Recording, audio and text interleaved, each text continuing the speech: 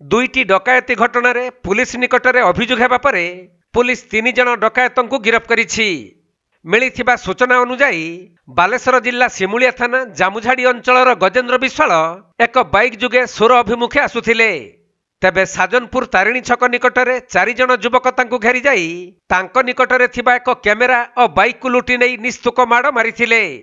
सेहीपरि सोर थाना राधावल्लभपुर ग्रामर दयानिधि प्रधान जामुझाड़ी सोर अभिमुखे आसुथबा समय 16 नंबर जातीय राजपथर मयूर होटेल निकटरे सही 4 जन युवक तांकु अटकाई माड़ मारिबा सहित तांको निकटरे थिबा 18,000 टंका और एक मोबाइल फोन को लोड करिथिले।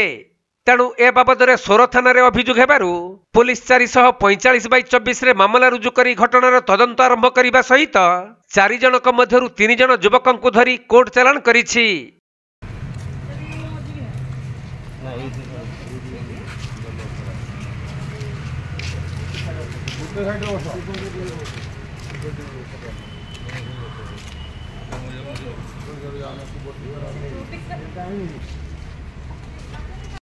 राजेंद्र कहीं है?